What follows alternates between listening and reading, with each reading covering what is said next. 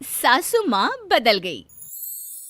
कहानी उस घर की है जहाँ बहू और बेटी को एक माना जाता था, लेकिन फिर अरे शिखा बेटा, तू रसोई में क्यों घुसी रहती है?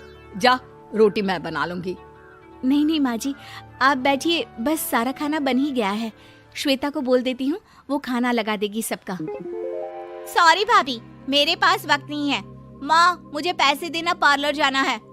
हाँ हाँ चली जाना, भाभी को भी ले जाना। वो भी जाने को बोल रही थी पार्लर, पर पहले ना मदद कर दे उसके खाना लगाने में। देख माँ, वो बहू है, उसे बहू रहने देना, इतना सर पर मत चढ़ा भाभी को। श्वेता, ज्यादा मत बोला कर। बहू और बेटी में कोई फर्क नहीं होता है। जा जाकर काम कर। ननद को माँ का भाभी से इस तरह प्यार करना बिल्कुल अच्छा नहीं लगता। वो बार बार किसी न किसी तरह माँ को भाभी के खिलाफ भड़काती रहती, लेकिन कोई फायदा ना होता। एक रोज, अरे बेटे किशन, जा बहू को कहीं घुमा कर ला, सारा दिन घर में काम करती रहती है। हाँ हाँ माँ, हम लोग जा रहे हैं ना गोवा। अच्छा जी, भाभी ने तो हमें बताया भी नहीं। वैसे तो सारी पंचायत करती है, ये गोवा वाली बात क्यों छुपा गई हमसे? अरे क्योंकि उसे खुद नहीं पता था बहन। मुझे टिकट सस्ती मिल रही थी तो मैंने बुक कर दिया। हाँ शिखा, पैकिंग कर ले, संडे हम जा रहे हैं गोवा। दोपहर में शिखा पैकिंग कर रही थी कि सास आ जाती है। ये क्या बहू, साड़ियाँ? अरे गोवा जा रही है घूमने या फिर शादी में मायके हैं? माँ जी, ऐसा कुछ है ही नहीं, समझ में नहीं आ रहा क्या रखूं कपड़े में। अरे तेरी और श्वेता की साइज तो एक ही है, उसके कुछ मॉडर्न कपड़े ले ले, आकर लौटा देना। हाँ माँ जी, ये ठीक रहेगा। शिखा श्वेता के पास जाती है और उससे कपड़े मांगती है। ना जी ना, मैं अपने कपड़े ना दूं, वैसे भी फैल जाएंगे मेरे कपड़े, बहुत महंगे वाले हैं। शिखा मुंह लटकाकर कमरे में आ जाती है तो सास कहती है, चल तैयार हो जा, तुझे मैं शॉपिंग करा कर लाती हूँ गोवा की। बस फिर क्या था, सास बहू निकल जाते हैं मार्केट और एक से बढ़कर एक ड्रेस खरीद कर घर आते हैं। पहले बता देती कि नए कपड़े दिलाने वाली है भाभी को, तो मैं अपने ही दे देती ना भाभी को, मुझे दिला देती नए कपड़े।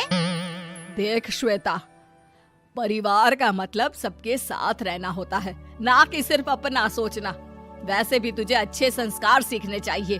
और रही बात कपड़ों की, तो शिखा, आज से घर पर भी तू मॉडर्न कपड़े ही पहनेगी। कोई जरूरत नहीं है ये साड़ी वाड़ी लपेटने की। अब क्या था, घर पर श्वेता और शिखा एक जैसे रहते। एक बार पड़ोसन आती है। अरे बेटा, अपनी माँ को तो बुलाना जरा, बात करनी है। शिखा सास को बताती है और रसोई में चली जाती है। ये आपकी बेटी बहुत बड़ी हो गई है, इसके लिए एक रिश्ता है, कहो तो बता दूं। ये बेटी नहीं बहू है, घर में सब एक जैसा ही रहता है। वैसे मेरी बेटी भी बड़ी हो गई है, कोई रिश्ता हो तो जरूर बताना। पड़ोसन रिश्ता लेकर उन लोगों के घर आती है। तब श्वेता की होने वाली सास कहती है, तो ये घर है, कितने मंजिल का है? और ये बहू ने आपकी क्या पहन रखा है, जीन्स टॉप? अरे भाई, साड़ी वाड़ी नहीं है क्या इसके पास? देखिए, सर्दी है तो साड़ी में बहू कैसे मैनेज करती, वैसे पहनती है साड़ी भी। देखिए, हम लोग ठहरे पैसे वाले लोग, कोई कमी नहीं है हम लोगों के पास पैसों की, बहुत पैसे हैं, जमीन, नौकर चाकर, कार, सब कुछ है, लेकिन घर में संस्कारी बहू चाहिए। समझ रही हैं ना आप? सास कुछ कहती कि श्वेता बोल पड़ती है, हाय रे, नौकर चाकर से लेकर जमीन, कार, पैसा, हाँ हाँ, मुझे रिश्ता मंजूर है, मंजूर है मुझे। अरे रुक जा श्वेता, मैं बात कर रही हूँ ना। देखिए, हम लोगों के घर इतनी आजादी नहीं मिलेगी। अरे हाँ कर देना माँ, हाँ कर दे जल्दी से। सास क्या करती, बेटी की शादी ऐसे घर में कर देती है जहाँ ना उनके विचार मिलते हैं और ना ही आचार। शादी के बाद एक रोज फोन पर, श्वेता बेटा, एक बार घर आ जा, बहुत दिल करता है तुझे देखने का।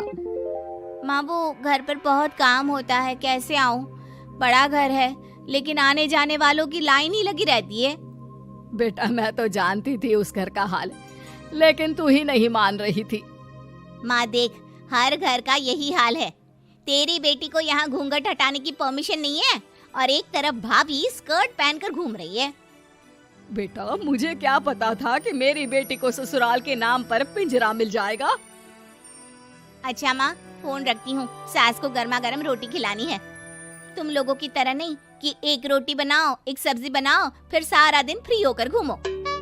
सास फोन तो रख देती है, लेकिन सोच में पड़ जाती है कि एक तरफ बेटी जिसे कोई आजादी नहीं, वहीं दूसरी तरफ बहू जिसे देखकर लगता ही नहीं कि उसकी शादी भी हुई है। अगले रोज। शिखा, अरे ओ शिखा। हाँ माँ, क्या हुआ? कुछ चाहिए आपको? मैं जिम जा रही थी। जिम के कपड़ों में बहू को देखकर सास को घूंघट में अपनी बेटी का ख्याल आता है। देख बहू, घर में बहू की तरह रहा कर। इतने टाइट कपड़े पहनकर जिम जाना पसंद नहीं मुझे। जा जाकर रोटी बना। रोटी? माँ अभी तो शाम के 6 बजे हैं, इस वक्त रोटी? अब क्या मेरे खाने पीने पर भी पहरा है? अरे जब मर्जी तब मैं अपने घर में खा भी नहीं सकती क्या? बहू को अजीब लगता है।